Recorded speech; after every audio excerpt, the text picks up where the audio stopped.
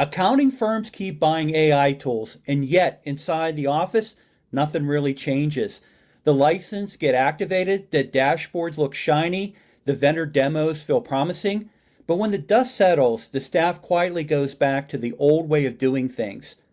Not because they're stubborn, not because they don't get technology. It's because the rollout of AI inside accounting has collided with something deeper: tech fatigue, workflow disruption, and growing skepticism from seasoned bookkeepers who've seen dozens of revolutionary tools come and go.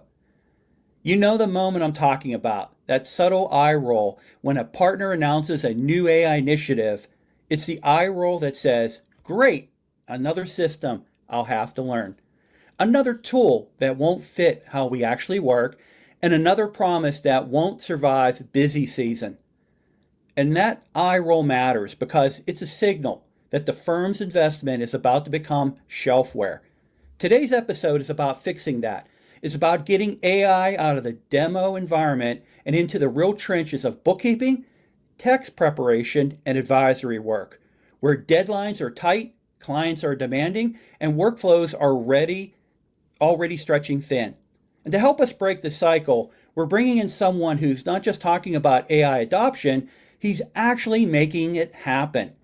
Peter McCarroll, CPA, AI advisor at the AI Accountant and Few Accountants, has spent years helping firms integrate AI into daily operations without triggering the eye roll, the resistance, or the quiet abandonment that kills most tech initiatives.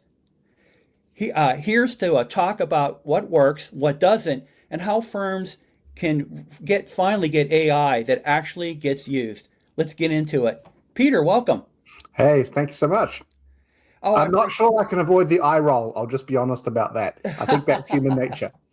I appreciate having you for this episode. If you could do a favor, maybe provide a little additional background about yourself and also too about your roles and advisory roles as well. Yeah. I'm a CPA in Canada. I'm based just out of the Toronto area. I'm originally from New Zealand. So I'm also a chartered accountant in New Zealand as well. I've got clients in New Zealand and Canada, and we have a US office as well. Been a CPA for most of my life, well, since I was in my 20s. So that's quite a while now, and have always been tech forward. So when the AI, I was always a leader in the cloud accounting movement. And when AI came along, I saw the trajectory. I knew exactly where it was going, and was able to understand it and gravitate it to it pretty well, which I think is one of my biggest strengths, is that I understand the tech, even if I'm not a techie, and I'm able to translate to the world of accounting. Perfect, perfect. And I want to get some of your perspective, especially related to, looking at, what AI really means for accounting workflows. And one thing that I've noticed and really picked up from doing research on you and the roles that you play is that, your view is that AI is a thinking partner for accountants. It's not a shiny automation tool. Why is bookkeeping, tax preparation, and advisory, why are they so uniquely suited today for AI augmentation? Well, I think it's a case of not either or, but both.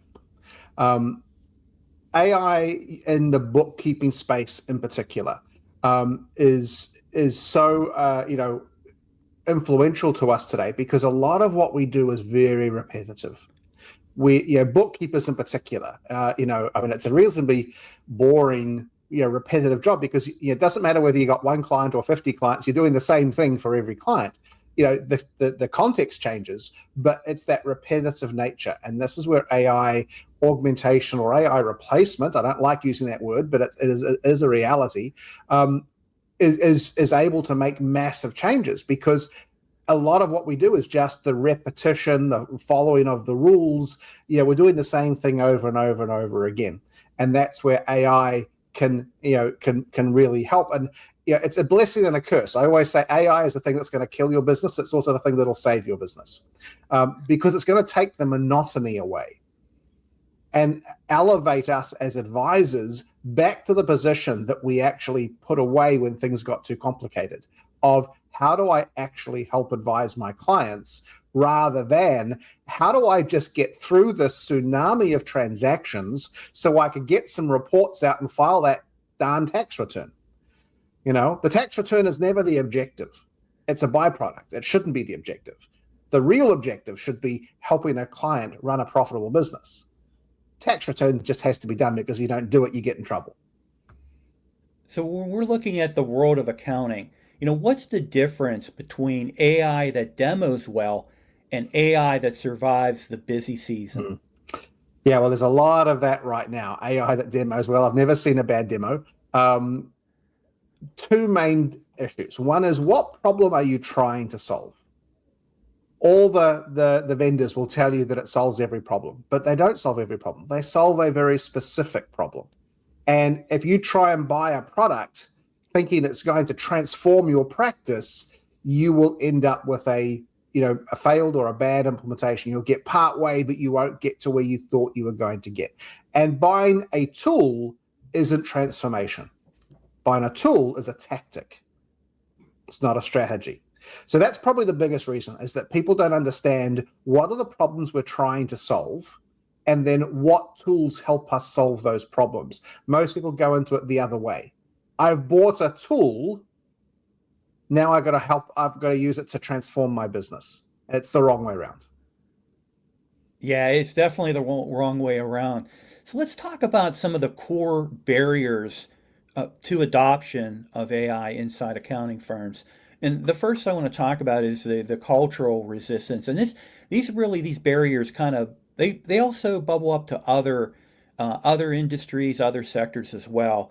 So the cultural resistance typically takes the form of staff that fears that they're going to be replaced.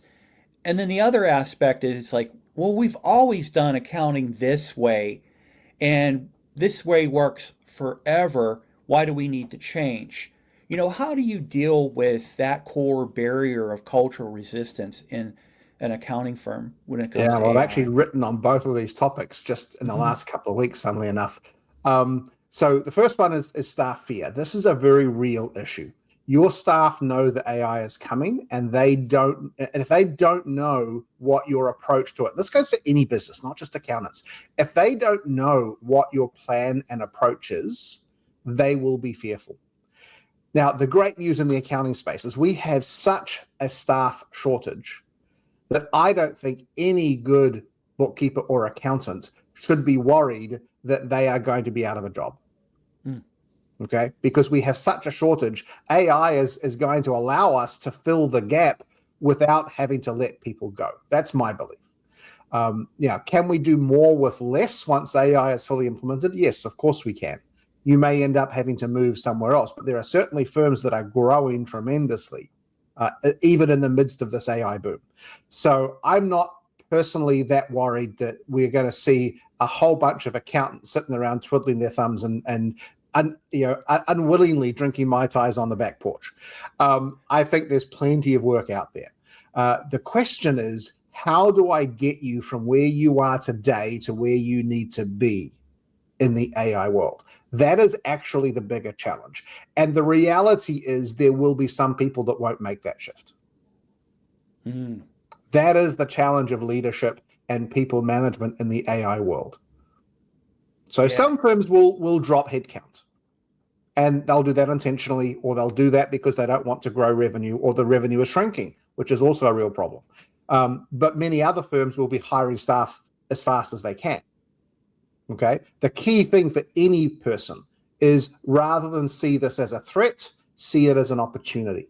How do I learn this new way of working, this new tool, whatever you want to call it? How do I take advantage of it?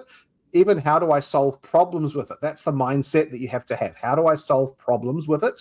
If you can do that, you have a job. There is no question in my mind, as an accountant or a bookkeeper or someone in the profession, that you will ever be out of work. You will have a job. The people that won't have jobs will be those that refuse to engage with it and want to just keep doing it the old way. And that brings Another, us to your second point.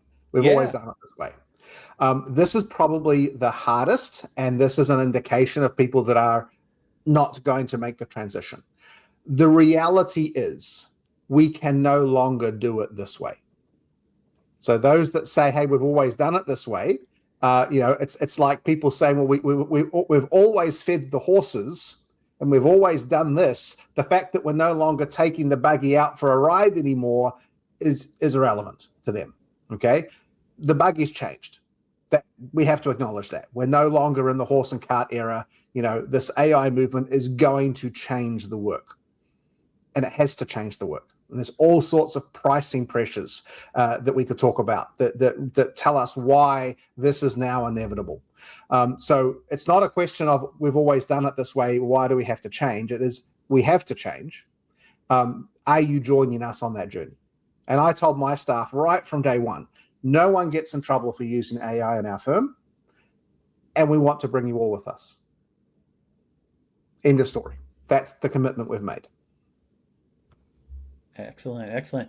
And so the another barrier is workflow mismatch. And what I mean by that is that, right now in the current stage of AI as a disruptive technology and its adoption, and really still its evolution, there are a lot of areas where, AI tools and resources don't always fit everything in a daily basis.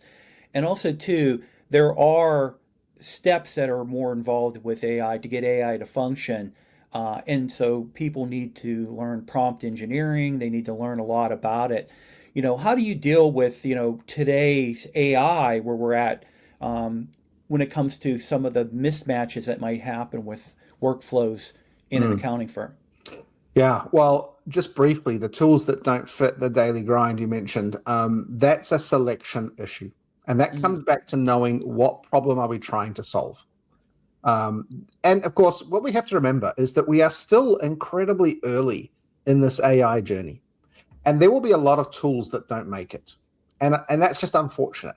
And the answer is not, let's wait and see what stabilizes. The answer is we may be churning through a few tools to find the models that work the right way for us. It's a cost of doing business these days. The world is getting faster. You can't slow down or you get hit from behind. Okay. So when you have a tool that doesn't match or doesn't fit, go back and refine your selection criteria. How do we choose that tool? There have been a number of tools that have left people with disappointments and sour tastes in their mouth. Particularly last year, a lot of people hyped the AI stuff but couldn't deliver. That world changed less than 6 months ago. So it's a different world now, and I think the capability of tools is so much better than they were a year ago. So hopefully that's less of a problem, but as long as you think about what you're trying to solve first rather than jump into buying a tool. Okay. And the problem with the tools is many of them solve one issue, but not other issues, or they sandbox you in. In the accounting world, particularly in North America, QuickBooks is the elephant in the room. I'm not sure QuickBooks will survive, but so many tools only work in that space. And those are the ones I'm worried about. I don't see them as being viable because we're going to be in a world where you can no longer be a QuickBooks only accounting firm. Now, this doesn't translate to other businesses, but in the accounting space, this is the big risk. And I think we started with Xero, and then we brought in QuickBooks. We are going to have to be adding in new products into our repertoire because these new products are going to eat the dust of or leave dust behind, I should say, but for QuickBooks and Xero, because they are just so AI native that they can move much faster than these legacy products can move. And so I think, as an accounting firm, we have to be willing to now open the doors to new products because we want to be in that space. yeah, you definitely want to be in that space, especially what the future of competition looks like. Yeah. And probably, out of the four core barriers that I kind of want to focus on, I think the next one is the one that's the most critical because it can really make or break a firm or a company, and that's leadership mistakes. We've seen for too long that leadership buys into platforms without really proper rollout plan or execution of the program and everything like that. So I think also too not having a mandate, not properly training and not properly integrating the AI resources into it is a big mistake. When it comes to the leadership side, what are some of the things that you recommend or talk about regarding avoiding this barrier? Yeah. So first of all, it's really important to acknowledge this is not a technology issue. It's a leadership issue. This is about, and one of the things I often talk about is practice transformation. The issues that we're trying to solve now are not how do I bring a new tool into my practice in and of itself. The issue we're trying to solve, or we should be solving, is how do I survive? How does my practice survive and thrive in this new world? That's leadership, not technology. The technology is the tool, and in some cases, it's the thing that's forcing us to have this conversation, but the technology is not the thing we're trying to do. We're trying to transform our practice so that we can thrive in this new environment. Those people that don't do this, and this goes for any small business, any business, if you ignore this, you will be one of those businesses likely that closes because you can't ignore it. So we have to start with that knowledge that this is first and foremost a leadership issue, not a technology issue. If we jump into the technology first without having the harder conversation on leadership, we will be in trouble. Okay, so we always start with that. I run a program called Practice Transformation. It's 12 hours, no, 12 hours long. And we barely talk about AI in and of itself. It's all about leadership and transformation, pricing, HR, decision making. Yes, we've got some prompts and things in there, but it's all about that leadership aspect. Before we get into the how do I train my people on using Claude, or what tools should I select? We've got modules on that. But so that's first and foremost. That's what we do. Then the second thing is we still have time. I think that from an accounting perspective, we have one busy season, maybe two, before the world will have changed so fundamentally that we can't afford to be late. That means that we don't have to solve the problem today, but we should be piloting and moving in that direction before the next busy season starts. So this gives us time to trial and implement things. We shouldn't try and jump all in on a new AI platform and try and move everybody over to it until we've done the diligence work of making sure that we know exactly, again, what problems are we solving? Where are the barriers? Let's take a middle case, an easy case. People want to go to the hardest cases first. It's like, no, that's a recipe for disaster. Go to your average case and pilot with that. Prove that you can, and this is something I was just writing in my transformation course the other day. The point of a pilot is not to test that the software works. The point of the pilot is to test that we can work the software. If we can't work the software, if we pick the wrong trials, if we do the wrong stuff, it's not the fault of the software, it's our fault. So the first pilot is always to test, can we do this? Then we evaluate the software. Did it do what we expected? Did it give us the results we wanted? But most of the time, 90% of the fault is with us, not with the software. Yeah, and that brings me to the final core barrier for adoption. Earlier, I mentioned about the AI resources and tools can become the shelfware, and what I meant by that is that they're added, they're purchased, subscriptions, however they're acquired, and there's really no plan on how to adopt them, and then they come up for renewal, and there's regret about, well, why did we do this, and then they're not renewed. I think that aspect of the potential for AI to become shelfware, what recommendations do you have for firms to avoid this type of a barrier? Yeah, unfortunately it's actually quite difficult because a lot of software now requires a 1-year commitment. Gone are the days where you can just pay monthly and decide to switch it off. I always advise people start small, start with a pilot group, start with some pilot clients and grow into it. Don't try and dump everything into your new software all at once. That's sometimes difficult because if you're paying for the whole firm on a 12-month contract, your inclination is to just move into it as quickly as possible, especially as you come up to the next busy season. time is short. In the accounting world, we really only have a few months of the year where we can make these kinds of changes. So it is very difficult. If you're not in the accounting space, God bless you, you've probably got a lot more flexibility here. Accounting rhythms are a little different. But yeah, go a little slow. I mean, the inclination is to want to go fast. Prove that it's working first. Take the monthly pricing option if it's available, even if it's 20% more expensive, until you've proven that this is the right solution for you and that you can implement it. Once you've proven both of those things, then you can say, yeah, we're now going to roll this out to the whole team. Now you add more seats. Now you commit to the annual fee rather than the monthly fee. That's where you lock in the savings. But if you go too soon, what you end up with is missed opportunities and stress on your team. Now, you perfectly led into the next focus I want to talk about is, what actually works, getting AI into real bookkeeping workflows.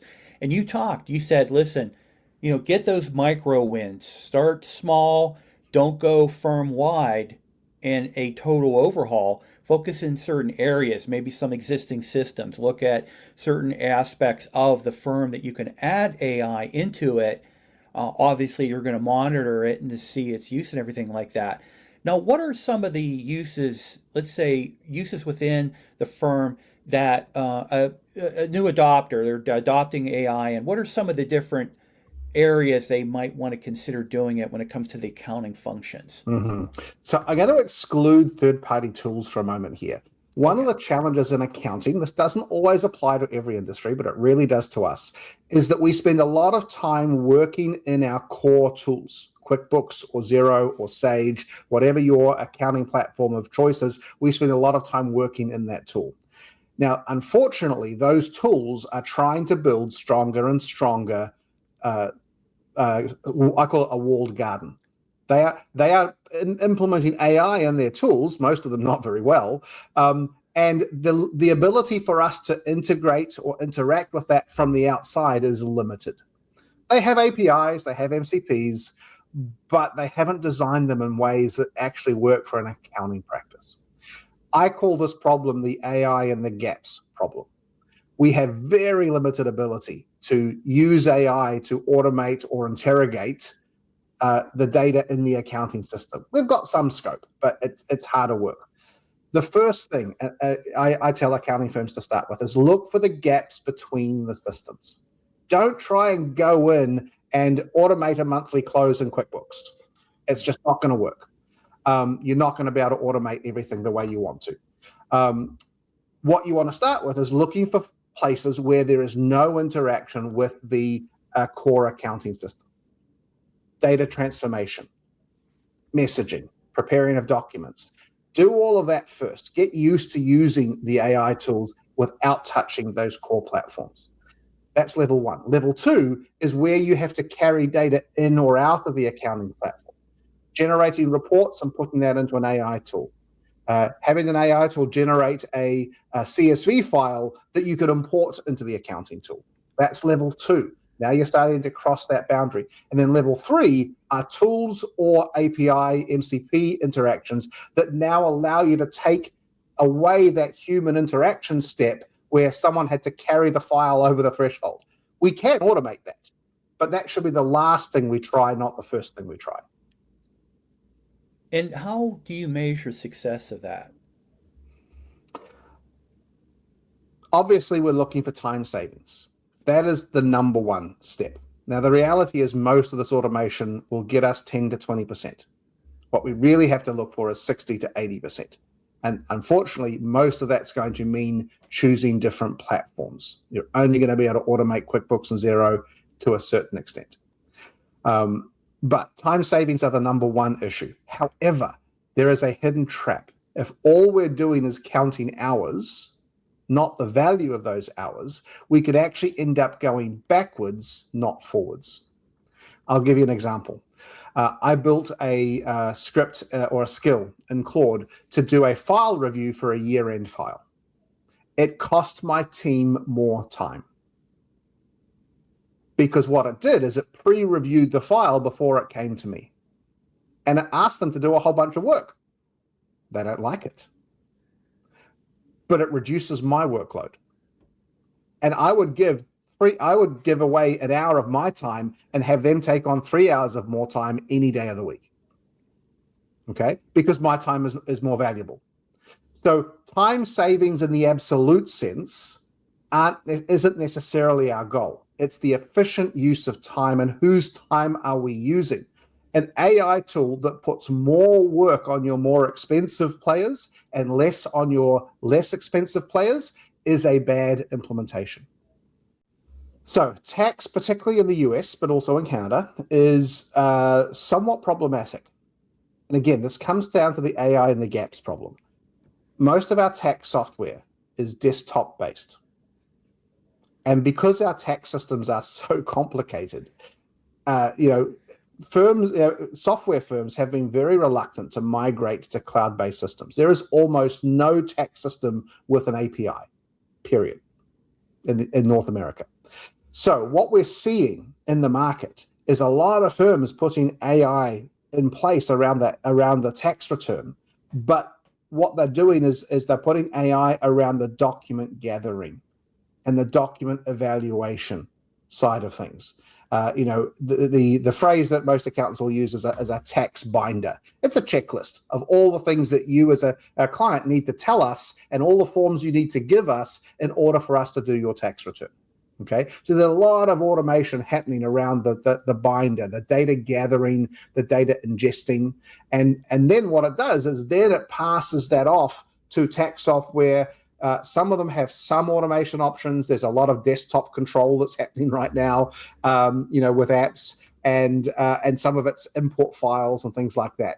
But all the innovation right now is happening in that data gathering side, not in the actual tax calculation side.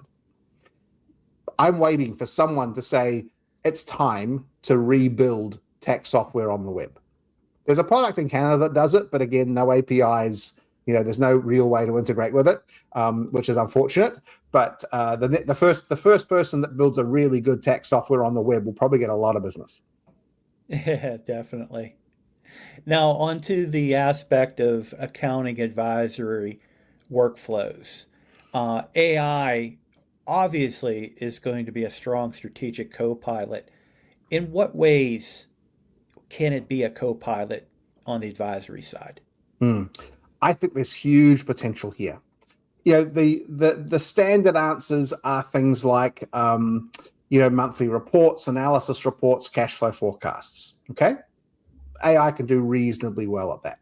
The key for that is making sure you've given a really thorough context file to the AI so you don't get this generic slop of your revenue went up and your expenses did not change. You had a good month. Or, oh, your revenue went down last month. When we know that in June, revenue always goes down because it's your slowest month. Okay, so having good context is what's going to turn mediocre AI results into the AI results that you might have set because you knew the client. So that's key number one. Here's the other thing that I don't think enough people are really thinking about. As an advisor, as accountants, we have historically limited ourselves to being able to advise and coach our clients on purely financial and accounting matters. The problem is our clients don't need coaching in just that area. They want more profitability. Well, what's involved in more profitability? Well, it's sales, it's marketing, it's operations, it's human resources. There's a whole bunch of areas that impact their profitability. And most accountants have so much experience that we are actually quite qualified to speak in those areas, but we often don't. And the great thing with AI is you no longer need to be an expert to be able to help a client walk through particular challenges in those spaces. I'll give you a really great example of this. I have a client who bought a locksmith practice. Now, he's not a locksmith. He's an entrepreneur. So he bought this business and revenue was starting to go down in year 2. He didn't know why. So we started talking through it. And I asked him about his ideal client profile. Now, that's not a question most accountants would think to ask. But I asked him, tell me about your ideal client profile. Then he ummed and he ahed. And so I said, let me give you a few prompts. I had the prompt library and I had an ideal client profile from the from a couple of marketing specialists. And so I said, let's run one of these prompts and we'll pick a profile and we'll work on it. So he ended up working out 3 ideal client profiles. And when I met with him next, he had taken this, is now all on him, not on me. So I can't take credit for other than the initial question. He now took those 3 ideal client profiles.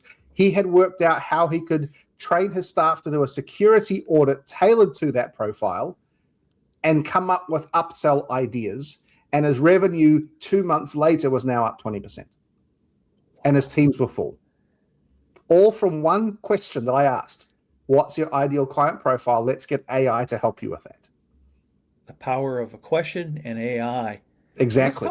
Let's talk about implementation. Obviously, that is super critical. You have a playbook for real adoption of AI and on the accounting side. Could you go through some of the steps that you recommend to implement the technology? Yeah. So again, like with everything an accountant ever says, the answer is always it depends. Every practice is different. So, what I tell one practice may be different from another practice. But generally speaking, we want to look at the big picture questions first. Where are we going? What problems are we trying to solve? Are we a bookkeeping practice or a tax practice? That's going to take us down different paths. If you're a tax only practice, software is probably the right answer. If you're more of a general purpose CAS practice like me, one software tool is not going to solve all your problems. Okay, so we probably want to be thinking more about, using more generic AI with our own context system in place. We call it a practice brain in place. So first step is obviously identify some areas that you could have some key impacts in. Okay, pick one workflow, pick one area that, again, not your most complex, not your least complex. You want it to be something that you can run several reps on over a 2-month period. So it can't be something that only happens once a year in January. That's not a good example. We want, if you're an American practice, most year ends in December. So picking something in your year-end workflow isn't a good pilot right now because you're not doing year-end workflow. So it's probably something in your monthly or quarterly cycle that that in the next 2 months, we can have at least 5 or 6 of these happening. Okay. You obviously got to pick a client that you know well enough, because one of the things I get people to do is we write a client context document. Okay. We've got a process for creating a client context document. Then you're going to trial this on 2 or 3 clients. And every time you run this workflow, you are going to evaluate the workflow. And the first time you run it, it will take longer than it would have taken manually. We just state that up front. Don't expect it to solve problems the first time you do it. But the second time you do it, it should speed up. Hopefully it's no worse than what it was doing it manually. And the third time you run it, and every time after that, we're looking to see, is it actually getting faster? Is it giving better quality? And sometimes with AI, the goal is not always speed. Sometimes the goal is quality. AI can help us improve quality, or it can help us improve speed. Not always both at once. Sometimes, but not always. So we have to be willing to understand, what is the problem we're solving with this activity? Is this to improve quality? That's a valid pilot. Or is this to improve speed? Okay. Once you've done that workflow, and you can repeat many of these simultaneously, you just don't want to overdo it. Now you've got the plan, you've got the executions, you've got the review, you've got a particular date you're going to review this. Now you come back and you look at that and say, is this now ready for me to roll out to more than these pilot clients? And that's when you start thinking about implementing it across other staff. What dependencies do I have? Have I got those client profile documents, those client context documents? If not, that's your first step. Now we roll out the context document preparation step to the next tranche of clients.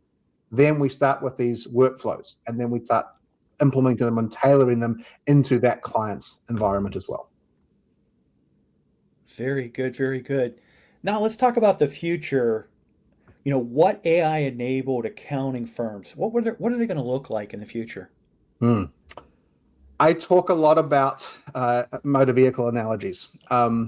Historically, accountants have been rear view mirror operators. Okay, we're telling you what happened in the past. Sometimes a year late, sometimes a month late. Okay, but that's been our focus. monthly reports, month-end close. It's always backwards looking. Annual reports and tax returns, they're always backwards looking. AI is going to allow our tools to do almost all of that work in near real time. We have to move, and I believe even by the end of this year, we will be at a position where dashboard, not rear view mirror, will be our focus. What is happening today? Where is my business today? Not last year, not even last month. Where are things today? That is the first goal, particularly of a bookkeeping practice, is to say, how do I move from the rear view mirror to the dashboard? 0-day close or 1-day close, okay? Not 20-day close. How do we get the stuff done on a continuous basis? That's not the goal. The goal is to become the windscreen with GPS and heads-up display. Where are we going? Where are the roads? What is our destination? Where are the pitfalls? Where are the police on the side of the road with a radar gun? Where are the traffic delays? Okay, that's what, as accountants, I believe we should be focusing on. That is our goal. That's where we should be. We want to be the windscreen, not the dashboard, not the rearview mirror. It just sets everything up for success. So, Yep. in closing out this episode, Peter, you've provided so much detail, really great advice, recommendations for firm owners out there. Is there any additional advice that you give, or you would, based on this episode, want to give to firm owners who are watching, listening to this Yeah. episode? I'll come back to what I said earlier. It is my firm conviction that we have one busy season, maybe two. And for a North American accountant, that's January through April, right? Okay. One busy season, maybe two, before the world as we know it will have fundamentally changed. You do not have time to wait to start. You have time to wait to implement, but it's not long. Okay. If you don't start this year now, you will be behind. The AICPA have published their Roadmap 2040. It's a 15-year plan. I'm not an AICPA member, so I guess I could speak a little more freely about them. That is crazy. I was at the AICPA Engage conference, and they were talking about the firm of 2030. I think 2030 is too late. By 2030, we'll be into the next thing. Okay? The firm of 2028 is what I'm focusing on. What do we look like in 2028? And if firms haven't started doing that hard work of thinking about what does our firm look like in 2028, they will not be able to be there. And I think there will be firms that will probably slowly go out of business because they waited too long or they were unable to make that transition. So right now, the focus is on you've got to be thinking about your practice transformation. That's why I'm teaching practice transformation programs, not recommending software. Okay? That's what I'm doing. So that's my big piece of advice. Don't wait. Start working on this right now. Yes, you can start trialing some tools. Yes, you should be piloting things. Next year, the heat goes up. And if you haven't started at that point, your feet are going to get burned.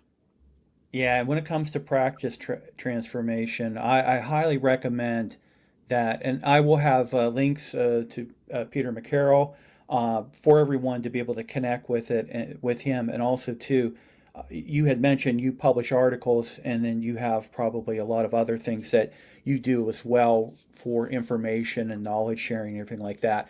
So I would recommend everybody to highly get engaged with Peter and get connected with Peter. Research definitely into this topic. And the other thing I ask of everyone with this episode is that if you know someone who would get value out of listening to this episode, please forward it to them and to have them take a listen to it as well. Peter, thank you so much. Oh, it's my pleasure, Jim. Everyone, have a good rest of your day, your evening, or morning, no matter where in the world you're listening to this episode. And we'll catch you again on the Digital Revolution. Thank you, everybody. Bye.